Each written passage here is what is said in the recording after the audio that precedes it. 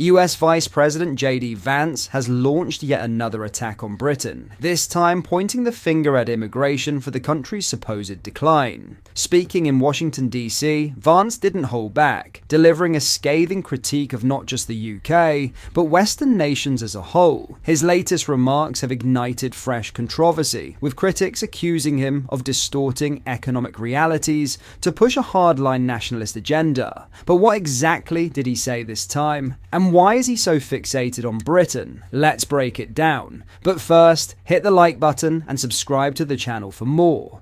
Just a quick one to say we have new Liber t-shirts available on our website. You can check the link in the description or go to BritishStand.com. US Vice President JD Vance has sparked controversy by blaming immigration for Britain's economic stagnation. Speaking to an audience of tech industry leaders in Washington, D.C., Vance argued that Western nations, including the UK, had relied too heavily on cheap labor instead of investing in productivity. According to him, this over-reliance has contributed to economic stagnation across multiple countries, not just Britain. I'd say that if you look in nearly every country from Canada to the UK that imported large amounts of cheap labor, you've seen productivity stagnate, Vance stated. That's not a total happenstance. I think that the connection is very direct. His remarks align with a broader economic argument that unrestricted access to inexpensive foreign labor can reduce the incentive for businesses to innovate, automate, or improve working conditions for domestic employees. However, economists remain divided on this issue. Some argue that immigration plays a vital role in filling labor shortages, increasing consumer spending, and driving economic growth. Others support Vance's view, contending that an oversupply of low-wage workers suppresses wages, discourages technological advancements, and ultimately hinders long-term productivity. Vance expanded his criticism beyond the UK, turning his attention to the United States itself. He described America as being addicted to cheap labor and claimed that this reliance had been a defining feature of what he called 40 years of failed economic policy. His comments reflect a long-standing critique among certain conservative and nationalist circles that globalization and mass immigration have weakened domestic industries and reduced job opportunities for native workers. His speech also touched on the Trump administration's recent tariff policies, which have escalated trade tensions with multiple nations. President Donald Trump has imposed 25% tariffs on Mexico and Canada and has threatened an enormous 200% tariff on European alcohol imports. The UK was also drawn into the fray after the US extended a 25% tariff on global steel and aluminum imports, a move that has sparked frustration among British officials and businesses. Vance defended these measures, arguing that they were necessary to protect American industries from being undercut by cheaper foreign competitors. He claimed that a combination of tariffs, technological advancements, and lower energy costs would help the US rebuild its manufacturing sector.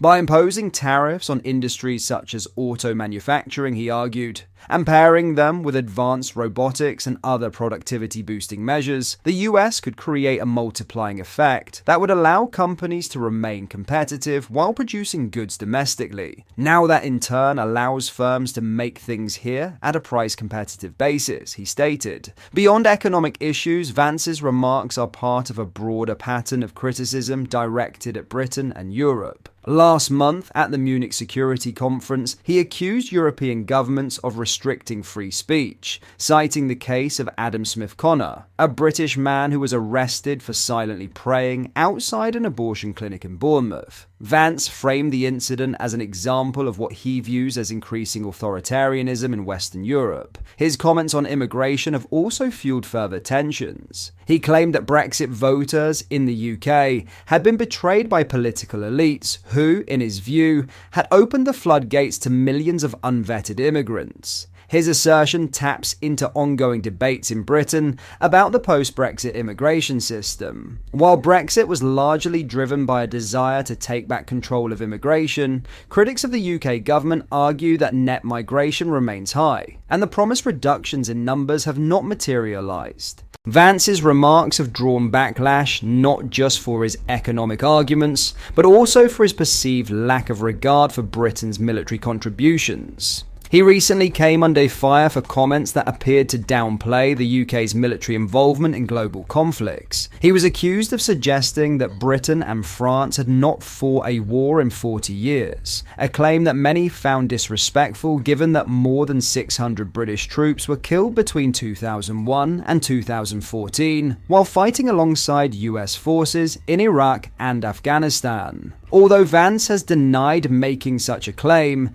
the controversy has only added to the perception that his stance on Britain is increasingly hostile. His remarks come at a time of growing uncertainty in US-UK relations. The Trump administration's aggressive trade policies, combined with Vance's critical stance on British immigration and governance, indicate a shift in how the US views its long-standing ally. With upcoming elections in both the US and the UK, these debates over immigration, trade, and global alliances are likely to intensify. As discussions continue, the core question remains: does immigration hinder economic productivity, as Vance claims, or is he oversimplifying a complex issue? While his supporters argue that Western economies need to reduce their reliance on cheap labor, critics say that cutting off immigration would create worker shortages and harm long-term growth. Either way, Vance's comments ensure that immigration and economic policy will remain central to political debates on both sides of the Atlantic.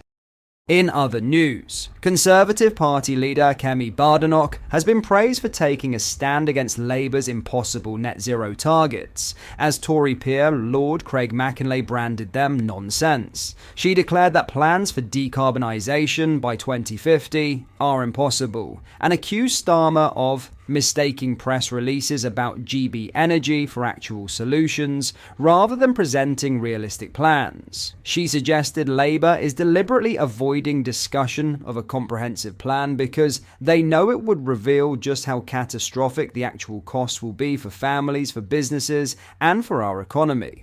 Discussing Badenoch's speech, Lord Mackinlay threw his support behind the Tory leader and admitted he was very relieved by her comments. Mackinlay explained, "It's sort of broken this consensus that has been across all the parties for too long, that this net zero pathway was set in stone, we're going to get there no matter what the cost." I'm very pleased that Kemi has said, hold on, let's have a reality check here, and I think it is time that we do a bit more of this where we've made mistakes in the past. The peer advocated for sensible policies that would put net zero back onto some sort of track that's affordable and sensible. Mackinlay further contextualised the UK's position globally, suggesting that British efforts alone would have minimal impact. He stated, "Let's not forget the rest of the world is saying year 20 never, frankly. If you look at the output of CO2 of the UK now, it's sort of bumbling along at the bottom, barely a rounding error, and China's taking off still like a rocket." Comparing Britain's policies to that of other countries, such as America, Mackinlay claimed that it has become a nonsense that Britain is bearing the blame for the world's lack of efforts in tackling climate change. He concluded, "This has become a nonsense that it's just bearing one country in this world, and it's us. Whenever you think about the Trump regime, he's going cheap energy, drill, baby drill. You will have a relocation of Western factories from Europe and the UK to either the US or China. Wherever there's cheap energy, you cannot have net zero and growth. They do not land together in a sentence." Badenoch also argued that sustainability costs would significantly increase energy expenses for businesses, further weakening the country's industrial base and manufacturing sector. It will mean our economy losing out on exploiting our own natural resources in the North Sea, while being saddled with ever greater debt, she stated. What are your thoughts on what we discussed in today's video? Let me know down in the comment section below. If you've not yet already, make sure you do drop a like on this video and subscribe to the channel for more British content. Thank you, take care, goodbye.